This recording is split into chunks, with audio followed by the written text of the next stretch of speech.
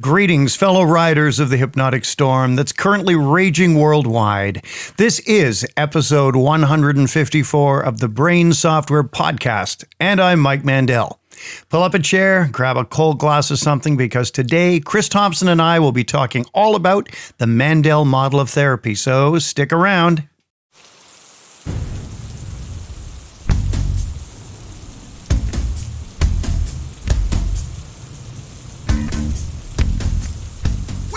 Witches! Hey, Bag, what's happening, man? Something weird's going on in the Tavernchron, and I'm channeling Chris Thompson, dude.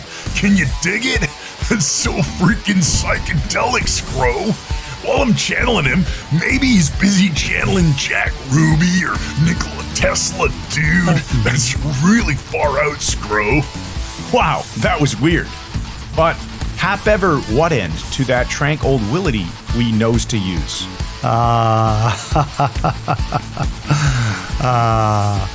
These are days of victory! So please welcome to that old Expo 67 Gyrotron, the last one standing in the Hypno Olympics. Hurrah! The cat lover extraordinaire, and a man who cannot wait to get back to Colonel Bastards, Mike Mandel. Yes, we're still not witches. Hey, this is fantastic to be back, Chris. We're in the studio live. We're live. We're recording these podcasts in person, finally. Now, let's talk about Colonel Bastards for a minute.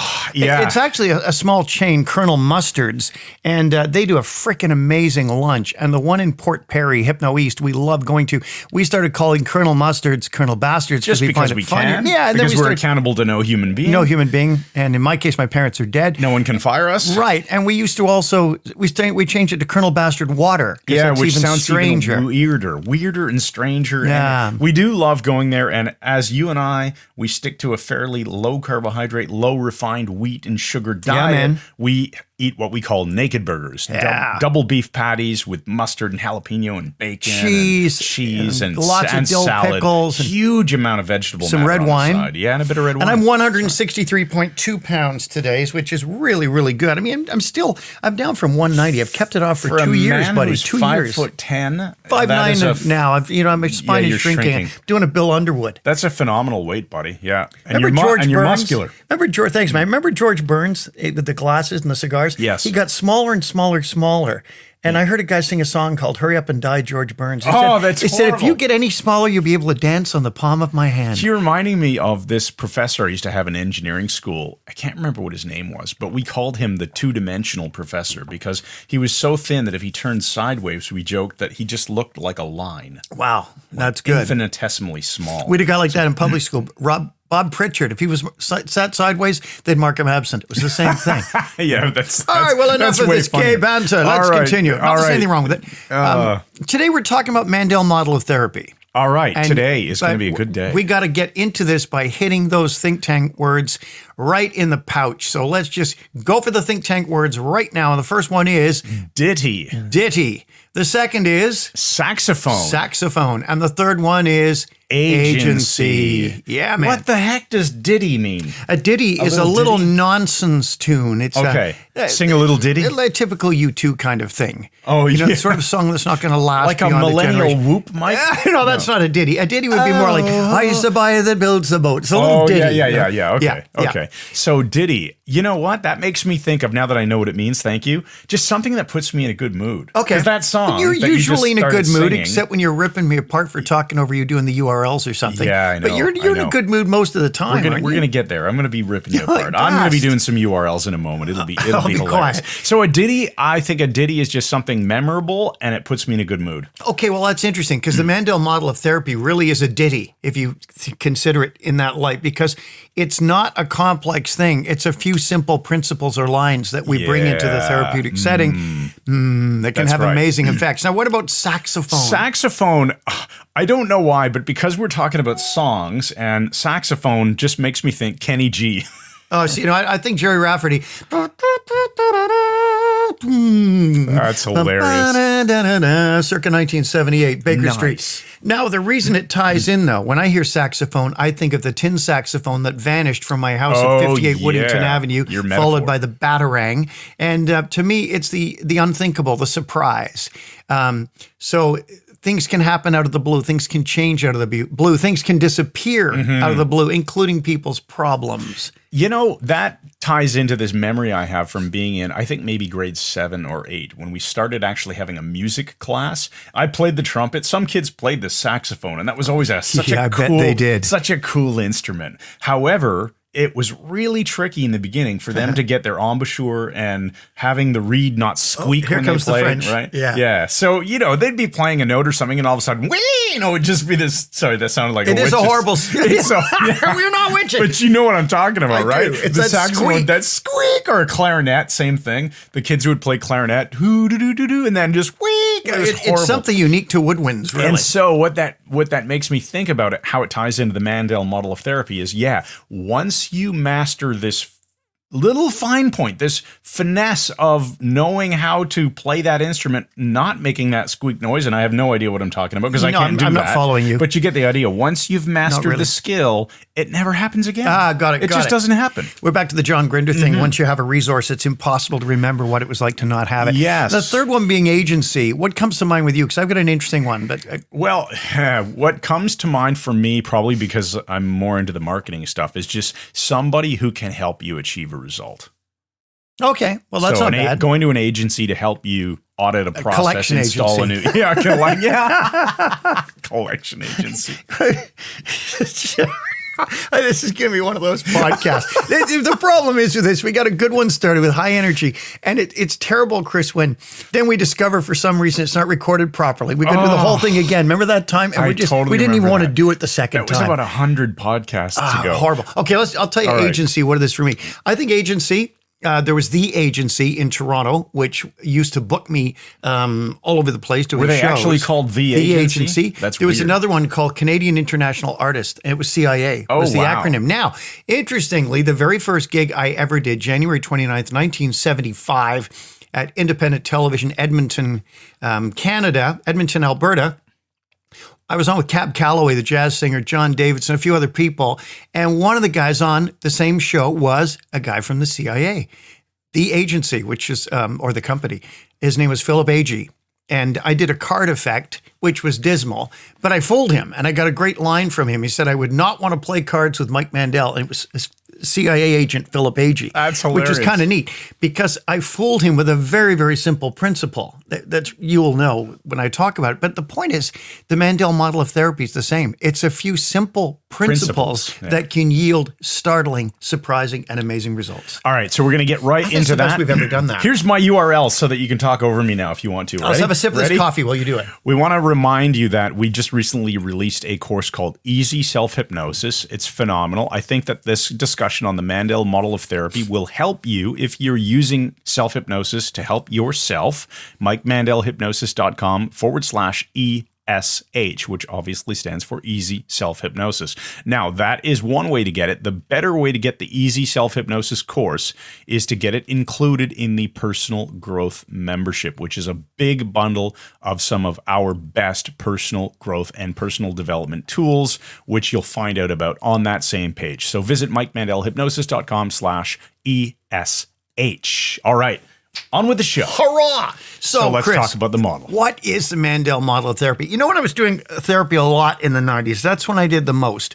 Between about 1993 and the year 2000, it was about 7 years when I saw a lot of clients and a lot of different things. I didn't really have a specialty, but that's where I got my chops, working with people and being confident working with people. And then all the different modalities I was trained in, like NLP New Code and Be Set Free Fast and all these different things came into the mix. But interestingly, I got a comment on Facebook from in our MMHA Engage yesterday. One of our students concerned, feeling like he's failing because I say one of the videos. This is a perfect topic to bring up. One of the videos, you know, you should be fixing things in one session. Don't. if you're coming back multiple times for the same thing, what are you going to do? If you throw your best stuff at him in the first session, what are you going to do in the second session? Your second best stuff? Then I your third remember best? that video. But he misunderstood and thought I meant that all problems can be resolved in one session. Now, that's obviously not the case. This is a good discussion, though, because I think it's easy to have that misunderstanding. Right. If you don't have a detailed conversation, it's easy to watch that video and take away, oh, well, Mike's saying that all stuff should be solved in one session. Which clearly, as I mentioned in my response we're blaming to that, you here, Mike. Shut up. Yeah. Which I mentioned in that response, my response to him was, we teach a 4-session method of weight management in that same course. So clearly I'm not saying that about everything. No, yeah. And smoking cessation. It was a good thread, good clarification. Still in the middle of a sentence, a comma, not a Keep full going, stop. continue, Mike. Yeah, It's thanks. okay. Don't need permission, still going anyway. The smoking cessation was 1 session, but I would book the second week just in case I needed it, if they needed a cleanup, they weren't quite right. Don't tell but them. my point was, if the person is at threshold, and my clients usually were, because I made it devilishly difficult for them to get to see me in the first place. I was booked solid. I didn't do more than I wanted to do. You had to convince me that you wanted help. That way people were at threshold. And when I'm dealing with things like PTSD and phobias and stuff like that, they were pretty easy to fix in 1 session. Future pace it, dust them up, pick them up, send them home. Yeah. Everything was okay. You didn't typically form ongoing coaching relationships with No. people. You just took the stuff that they needed fixed immediately, fixed it in that first session. Right. Right. Now, obviously, people are going to have problems that are going to require multiple sessions when they have hold-ons, layers and layers of different things. But I was talking about a specific issue. I worked with traumatized police and I worked with rape victims. And even with rape victims, I had a very good track record because I'm very well trained and I'm a good calibrator, and would clear it in 1 session for them so they'd be fine. I remember one woman, you couldn't get near her with your hands towards her neck. She'd have a panic attack, start punching and kicking, and she had classic PTSD symptoms. But at the end of the session, I grabbed her by the throat with her permission and Did a shook her, jiu-jitsu training Yeah, session. and she burst out laughing like she was free of it. Yeah. So the Mandel model of therapy is really, it's like a Jeet Kune Do for therapy. It's not a method. It's just a way of looking at things to give a structure to a therapeutic session, a way of looking at things that is not the only way of doing it. You can do your own way. I'm just explaining this is how I have done it and how I teach it. It is a model or a framework of how to think about it. It isn't tools specifically. Right. It's kind of a maybe bullet points, a way of looking at the situation. And it's a framework to understand the client's situation when dealing with the usual things, which are fear, anger, sadness, and trauma. That's what I did most of the time. And so we look at this model, and we fully admit it's a model, but it's a damn useful model, isn't it, Chris? That's right. Test of a model isn't whether it's true or not. The test of a model is its usefulness, John Grinder. So the way I look at this is the Mandel model of therapy. The first thing I'm going to be asking them, there's the initiating question and there's the closing question. And they are the brackets, the parentheses that go around the session to indicate the beginning and the end of it. Now, the initiating question used to be, what do you want? Now, that was very useful. I used it for many years. The reason being, and you know where I'm going with this. Why am I asking, what do you want? Well, because you have to know the positive-oriented outcome. You will find so many times clients will come in, and guys and gals listening to this. You said gals. I know, when guys. When did you become 100 years old? I don't know. Guys, girls, Men those and of you women. listening, everyone, when you ask somebody, what do you want? Very often they'll tell you what they don't want. Well, I don't want to be so pissed off at my, whatever it is, they'll tell you very often what they don't want. And that tells you that their brain is stuck in the stuck state. They are thinking only about what they don't want, and they haven't really analyzed or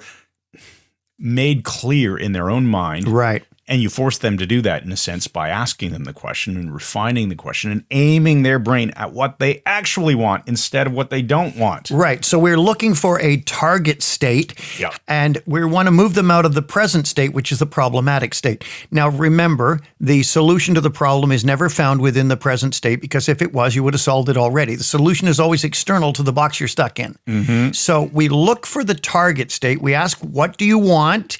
And then we unpack it by further asking, how will you know when you have it? Evidence criteria. Evidence criteria. And then evidence criteria are broken down into the different modalities. What will you Right. see, hear, and feel when you have it, Visual, right? auditory, kinesthetic. Yes. And I've said it recently. You know, Tony Robbins would ask, what do you want? People, I want more money. And you hand him a quarter. Here's a quarter. Here's a quarter. Yeah, you got more money. Here's a quarter. Call someone One who cares. Yeah, it's a good one. So anyway, so we're identifying the target state. Now, I used to say, what do you want? But I changed it over time. And a couple of years ago, I adopted the clean language question, Right. which I prefer back to David Grove. And of course, Judy Reese has unpacked it well, and James Tripp too. The question becomes, what would you like to have happen? Now, why do we change it to that? Well, you know, I could come up with an We'll answer. edit this out. No, we won't. We won't at all. I could come up with an answer, but I'd rather hear your explanation. that's nice. What would you like to have happen? Well, To what me, I'd like to have happen is for you to answer the question. to me, it opens the door more to possibility. That's it. Right. That's it. Okay, thank you. There you go. It takes the onus off the subject. It's like asking the question, in a perfect world, what would you like to have happen? It takes away the burden of making it. It takes away that feeling of saying, "Well, I'd like this, but I can't have that because of." Yeah, and I have to do such this, and such. it stops it being something you have to do. Right. What would I like to have happen? I'd like my boss to quit, so that now we get the idea that there's a problem with the boss. Okay, so Yeah, now right. we can unlock them, as we'll get to unlock them all. And when they say, "Well, I'd like my boss to quit," then you ask, "Well, what would that give you?" Yeah, Well, give me exactly. happiness, Yeah. and what kind How of will you happiness is? know? You start to unpack it. Yeah. So you're going to do your usual information gathering at the beginning, asking, "What would you like to have happen?" Or still, "What do you want?" And this framework begins to unpack the situation, and the model itself presumes metaphorically that the client is in a labyrinth. Now, a labyrinth comes from Greek mythology. like a maze. Yes, it was created by Daedalus, the father of Icarus, who flew too close to the sun. Close to the sun. And his wax wings Wax melted. wings melted, and he fell to the sea. So let that be a lesson to you, Chris, with your damn Tesla. But I don't even know why I said that, but it was funny as doesn't hell. even make sense. Fun, no, let me just enjoy it for a moment. Okay, so you're looking at this labyrinth, this complex maze that the client is trapped in. Now, what makes it intriguing is when you think about their problem, the labyrinth in their case is not created by Daedalus. The labyrinth is essentially of their own Creation. manufacture. They've made it. And they've not made it by what has happened to them. What has happened to them has not caused them to be fearful, whatever. It is their response to what has happened to them that has caused them to be fearful. So people do not react to the world, they react to their own representation of the world. Here is a really good way that probably a lot of listeners can relate to this. Anyone who feels a sense of overwhelm, I have so much to do, and then they're deer in headlights, they're just stuck and they don't know what to do, so they do nothing. That is essentially a labyrinth, isn't it? Sure it is. It's a simpler, you can think of it as a box, almost like you're just stuck in a smaller one. A small locked box. It's not all that complex, but you just have to decide what's the first step to do, and then suddenly you begin solving this labyrinth and escaping it. Yes, that's right. Escaping the labyrinth the client built himself. Now, a labyrinth is interesting. It has false exits. There's darkness. It's scary. There's looping hallways and horrific things hiding there. This is the person's fears. Addictive cravings are going round and round these loops. What would be a false exit? In the metaphor I gave you, of say somebody's feeling overwhelmed, could a false exit be like, here's a book on how to organize your life, and instead of actually doing anything, you just go and study more? Or even paralysis is a false exit. If I don't think about it and I'm passive, the problem will go away. But it typically or doesn't. If I've got this problem and I distract myself with Netflix instead. Sure, or any addictive craving, like I said, like, I'm overwhelmed. Okay, well, let me just drink half a bottle of scotch a day. Yeah. And all of a sudden, it's not get me out of the labyrinth. It's a false exit. It's a not letting me out. temporary, and it's almost like it's a waiting room false exit. Oh. It pushes you back into the labyrinth. Damn it's it. over, right? There you go. Well, you never leave it, right? Yeah. Until you're cured, whatever that means. Waiting room. And it's beware. dark, meaning this information you cannot see because of your own limitations. There's looping hallways, there's repeated patterns, and there's horrific things there. And of course, right away, we're thinking of the goat man in The Mindscape. but we'll go there another time. Thank you, Justin. So the labyrinth is real to the client. Now, I don't mean the client comes in and says, I see this stuck in a giant labyrinth. maze in my mind, and there's a minotaur there, and Daedalus built it, the bastard. I mean, obviously not. But the constraints of it are The real. walls that they've put up in their own imagination imagination are very real to them. Absolutely. Now, we say absolutely too many times. Absolutely. Okay, let's stop saying. Let's edit that out. No, we'll edit that out too. Now, it's entirely original in its form and its meaning. Now, realize because we are unique individuals with our own reality tunnels, our own beliefs, our own personal history, and Notice so you on. didn't say very unique. You just said we are Yes, unique. I don't put modifiers There on you go. unique. There is no such thing as very unique. Thank you, or Language highly Police unique. 2. So, coming soon, Language Police 2.0. Chris Thompson. Play himself. Continue. So this is entirely original in form and meaning the client themselves generate their labyrinth. They build it themselves in a way that is unique to them. And they built that sucker, therefore they got to be the one to tear it down. You got to tear that sucker down, Monty. So, as some of you are a little more hip than others are going to get that, I think you know who you are. Now, let's just wind down here on your sheet of enjoyment on your screen. Now, I said the labyrinth. Sheet of enjoyment. Doesn't make any Labyrinth, sense. we'll edit that out too, is constructed from the client's response. Get this, folks. The labyrinth is constructed from the client's response to his internal representation of events, but not the events themselves. That's why two people can go through an identical experience. They can see an identical event like a crime and give two radically different, remember I was a police trainer, two radically different representations in an interview what they saw. Likewise, two people can respond to a horrific event, people who've survived concentration camps and so on. Some people come out and they're traumatized for life. Other people come out and they overcome it. I mean, it's the whole Viktor Frankl thing here. Yeah, I like that. What is the meaning? I'm going to give you all a simple metaphor to think about this, because in today's days of photography and smartphones, in today's times, you sound dazed. It doesn't even make any sense. I am doesn't. dazed and confused. In today's world, we've got this. Yeah, we've got this. I've not been drinking, Mom. Technology. So imagine a camera at a specific location pointed at a scene, and it takes a picture. Well, you can do a variety of different things from that perspective. You can zoom in, you can zoom out. Once you have the photo, of course, you can apply all these wonderful filters, Snapchat, Facebook Messenger, iMessage, whatever, all these filters. They can be bright. I like the tissue box on the head. Yeah, you get all kinds of crazy stuff that can happen to that picture, and that's essentially the walls or the labyrinth or the problem that people are framing in their own mind, or the lack of problem, right? Right. Interesting. Now, that was actually quite well put. I was waiting for you to stumble at some point so I could leap in with hilarious lines, but there weren't any.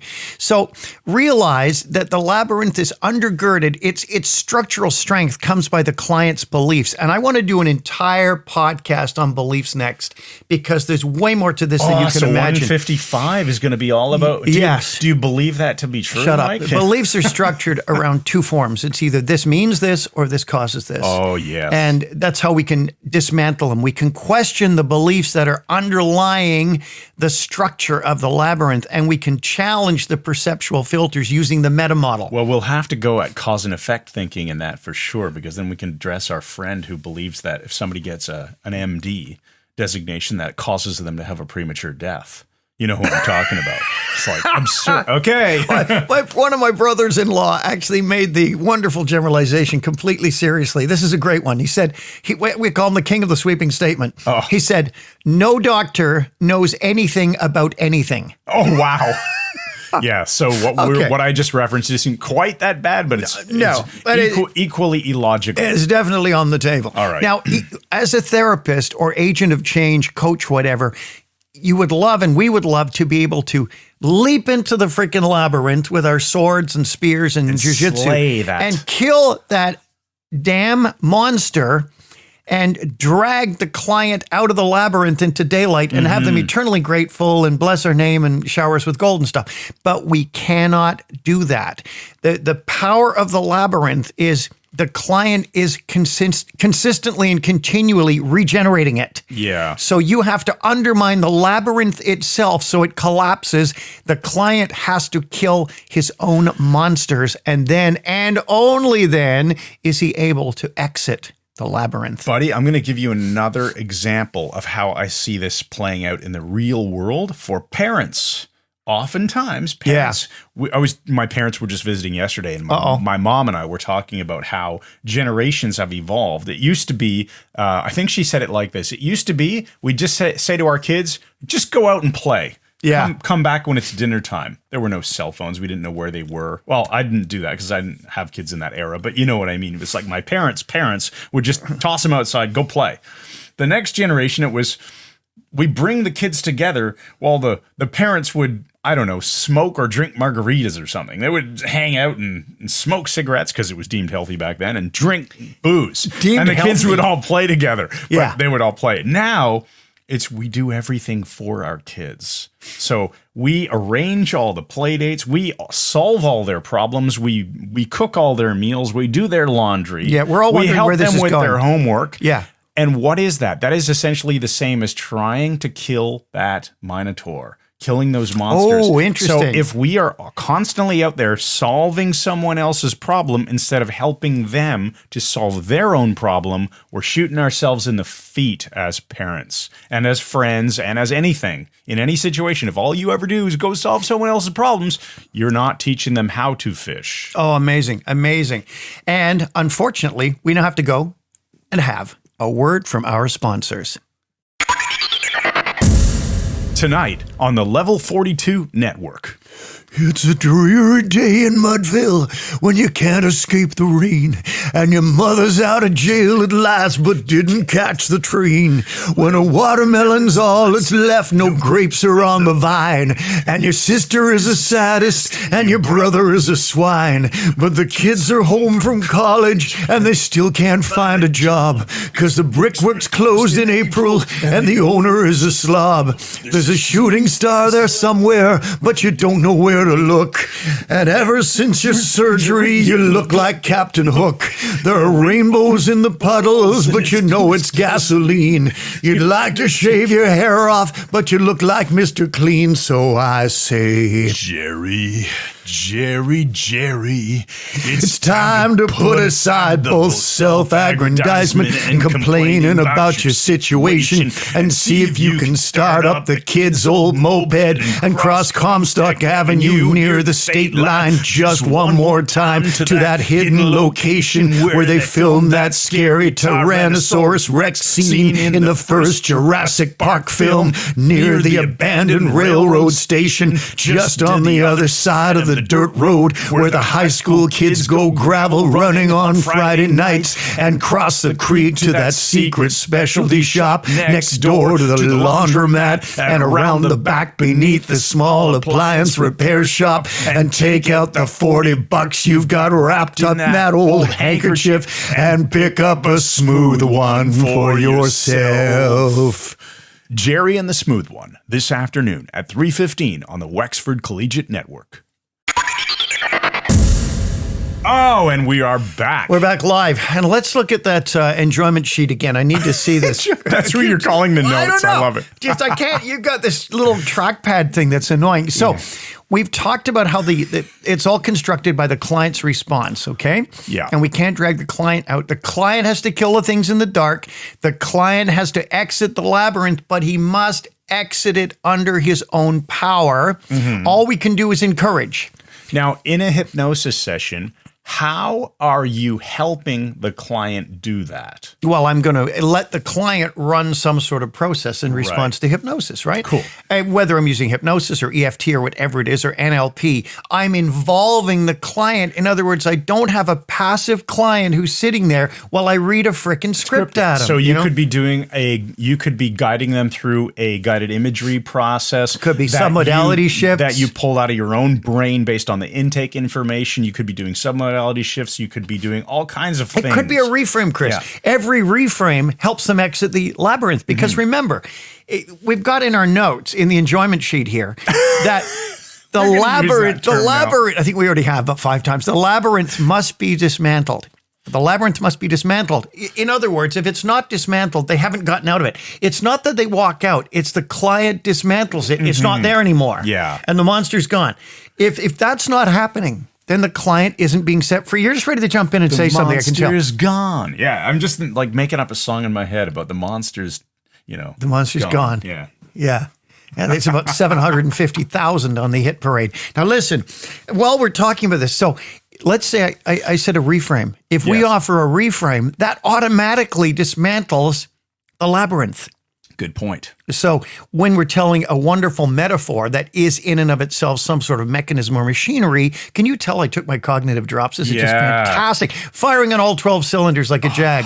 Now, what's happening is the client is using the reframe to dismantle the labyrinth and escape it. And the bottom line is the client has to be at cause. Now, what do I mean by that?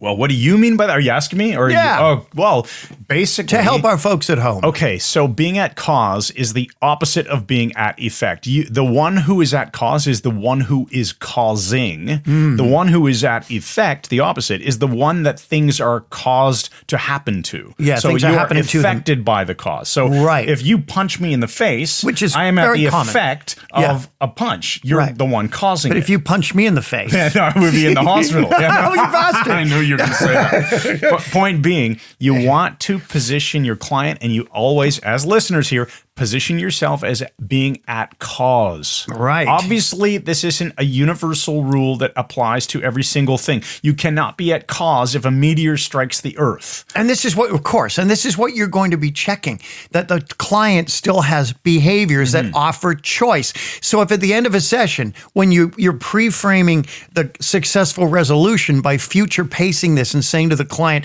so the next time you're in that situation, you're going to be empowered. You're going to, how do you feel? Yeah, I guess I should. Yeah. That client is not at cause. That's right. That is absolutely true. By the way, a lot of this stuff is covered in the course that we taught in Las Vegas last year, 2019, Hypnothoughts Live, and it was recorded, edited, and available for you. It is called The Architecture of Change. It is included in the Mike Mandel Hypnosis Academy at no extra charge. It's an awesome class. So if you go to MikeMandelHypnosis.com, you will find on our products page, the Mike Mandel Hypnosis Academy. Join. There's a free trial, and you get the Architecture of Change included. So we say the client is at cause. The client is running their own show, which is kind of the point, right? Now, remember I say, generally speaking, you're going to de-traumatize first, meaning if the client has layers of problems, and of course I'm going to have a positive state when they come into the office. I want them to have a very strong, powerful state that we can take them back to if necessary. I may anchor this covertly or whatever, but I'm going to de-traumatize first, meaning when I worked with the swimmer, for instance, even though he wanted to swim faster and make his turns better, we look for trauma. Yeah, he felt like crap because of blowing it all those times and feeling like an idiot. We get rid of that trauma first of how bad he felt. And having people laugh at their problems is a great way. Oh, it's banter. Yeah. It'll laugh his head off at people's problems. Because it can really help reframe the meaning. Oh, all those past failures. Oh yeah, those seemed so important to me back at the time, but now I'm past that. It's interesting. Right? Remember I told you the client I had who told me he wasn't good at anything. He couldn't master a single thing. He said, I can do a bit of carpentry, a bit of bodybuilding. I play pool pretty good. He said, I'm pretty good at a bunch of things. I've not been able to master a single thing. I'm a loser. I said, you're a complete loser. Pacing his experience, He seemed surprised. I said, you haven't mastered anything. I said, you've only mastered being a jack of all trades. And he looked at me and banged, the reframe hit. Boom. Thank you. That is a wonderful He reframe. walked out of the labyrinth under his own power. Yes. He had mastered doing a whole bunch of stuff pretty well. Now, the other thing is you're going to ask the final question when you set the person loose. The final question. So remember I said there's the initiating question, which opens the door to change. You're going to look for the target state. What would you like to have happen, or what do you want? The closing question I got by a book, from a book by a psychiatrist. It was the only distinction in that book that In other words, it was a crap book, except for this one thing. It was an okay book, kidding, but this thing, it wasn't a great book. It was an okay book. Hey, but this one thing really stood out. Yeah, every book that gives you this one thing, Yes, one a key thing, distinction. it's a keeper. Hopefully there's more than one, though, if you're reading 600 frickin' pages. Yeah. Hey, and the distinction is don't read anything by this guy, I'll tell you who it was when we go off the air. Anyway, we have psychiatrists as friends, 5 of them, in fact. But I will say that this book, he gave a great distinction. He said the final question, the end of a session, is what's next? Ask the client what's next. You are now handing controls back to the client to fly his own frickin' plane, having helped him or her, reestablishing their being at cause. Right. Yes. What's next? Well, I guess I'm going to go with feeling empowered now. And next time he does that, I'll neck crank him or whatever it is. the person is put back at cause. Phenomenal. We Excellent. joke about this, but it's an excellent model. People I've taught this to who've used it said it gives them a framework for understanding their client in very general terms and helping people be set free from fear, anger, sadness, and trauma. And despite the stupidity, we really want that to happen We'll for have as to many remember people as possible. In the show notes, Mike, we'll have to remember to put a link to the blog post called The Hypnotherapy Sandwich, where we describe these two questions in more detail. What would you like to have happen? And then the meat, the change, and then the other piece of bread of the sandwich, even though we don't eat bread, Right. is Not very what's often. next, right? Awesome. So those are the two slices of bread. So with you the ought to change in the now, middle. Chris, I think, give us our empowering questions. All right. Let's do empowering question for episode 154. Ask yourself, what labyrinths and mazes of my own creation are disempowering in my life? And what needs to happen for me to be free again? Nice. Well, the Meta 5 I've got for you today is the Queen's Hotel in Canberra Corners. I don't think I've ever told you this one. This is new. This must have been 1976. I had been performing for about a year, and I was doing a dismal gig at the Queen's Hotel in Dunnville, Ontario.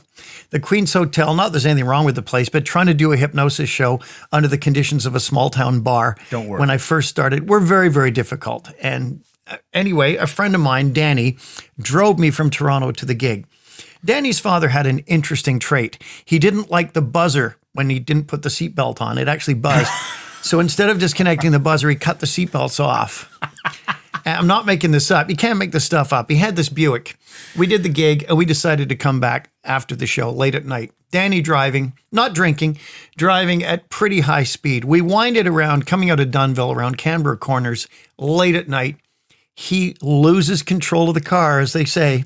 Dry road, car goes into a four-wheel power slide, hits a ditch, which saved my life because I bounced up, compressed my lumbar vertebra against the ceiling of the car. We came out the other side, and it stopped me going through the windshield because we went head-on into a telephone pole, Oh, wow. which he was subsequently billed for. Part of the engine block came through into the front seat, and I hit my right hand in the glove box, which was now shut. They had to pry it open with a crowbar. Broke my right hand, compressed my lower back, and didn't break my neck, thank God. Danny broke his dentures and got a nosebleed. And Nice. it was awful. There in the dark, I couldn't move because of the pain in my back. And we got an ambulance. Someone called an ambulance. We were rushed to the hospital. And we had a shared room in the hospital. Danny was released overnight. I was there for a few days. But Danny, I remember him sitting up. You could smoke in hospital then. He said two of the strangest things I've ever heard a human being say. Here's the first one. He's sitting up in bed. He's got a hand mirror looking at his face. He's got a bruised lip and his dentures are broken. He's got a cigarette in his hand. He says, I'm disfigured for life. Meanwhile, I'm in a cast with my arm in a sling and held up in the ceiling. My back is wrapped. If I could have climbed over there and killed him, I would have. Second thing. When we were let out of the hospital, he came with my parents to pick me up. They drove me home a few days later. I had a check from the Queen's Hotel in Dunnville, $100, big money, man. Wow. They dropped me at the TD Bank, 200 yards from our townhouse, and they were going to wait in the parking lot. I could hardly walk. I mean, my back was paralyzed practically. I get out of the car, start walking to the bank, and Danny says, okay, see you later. And they looked at him and said, we're waiting for him. He said, oh, I figured he'd be walking home. Thanks, everybody. This has been episode 154. I'm Dave Ambrose, man. And that's Mike Mandel. And I'm Chris Thompson. We've had a blast. Yes! We're so glad to be back in the studio recording our podcasts live and in person for you to listen to after they've been edited and aren't live anymore. Yeah, man. That sounded weird, but it's okay because we admit it. So head on over to MikeMandelHypnosis.com. Make sure you check out the Easy Self-Hypnosis course, which is just at MikeMandelHypnosis.com/ESH. If you're interested in self-hypnosis, you can get it as part of the Personal Growth Membership Bundle, which is advertised on the same page. You'll find it easy to find. Awesome stuff. You're going to love it. And we're looking forward to 155, where we're going to deconstruct beliefs. And we're going to go to Colonel Bastard's for lunch. That's right. All right. Talk to you all later. And Good night. Hey, Chris, I just got to tell you, one of the horrors of growing up English, and I know I've told you the story about my dad asking for Winkles, a pint of Winkles in an Ohio truck stop. Not even Any Winkles? Yeah, couldn't Winkles today. understand why they wouldn't have them. My parents had some very irritating English language traits that would drive me insane, and which explains a lot of why I am the way I am now. But they couldn't realize that they were being mental. This happened with a number of my people in my family. My uncle Keith would never say he wanted to go bowling. He'd always say, "Do you want to go for a game of bowls?" He called bowling a game of bowls. I'm not kidding. You know, called a dollar bill a dollar note. Just annoying things. Well, my parents were worse. My mom, we were in San Diego, and my mom asked for a cab driver to take us to Anthony's Steakhouse. She called it Anthony's with a T, like Anthony Jacqueline. That's fine. But she dropped her voice with each of the three syllables. My parents both did that. She said, the cab driver said, "Where do you want to go?" And she says, "Anthony's." Yeah, I'm sorry, I can't tell what you're saying. Anthony's. Each syllable is dropping. It drove me mad. Finally goes, "Oh, you mean Anthony's?" Yeah, okay. So my dad was worse. My father, in a restaurant in the United States, wanted a ham sandwich. He couldn't point on the menu and say this. He couldn't say a ham sandwich. He pre-framed each time by saying, "I would like every single time. And he'd say a sliced ham sandwich. He added the word sliced and dropped the volume on each of the three syllables. So the waitress said, "What would you like, sir?" He said, "I'd like a sliced ham sandwich." She said, "I'm sorry, sir, what'd you say?" "I'd like a sliced ham sandwich." She said, "I can't tell what you're saying, sir." "I'd like a sliced ham sandwich." I said, "He wants a ham sandwich." "Oh, you mean ham." "Why are you saying sliced? And why are you saying I'd like it each time?" This is how I grew up, Chris. It was a frickin' nightmare.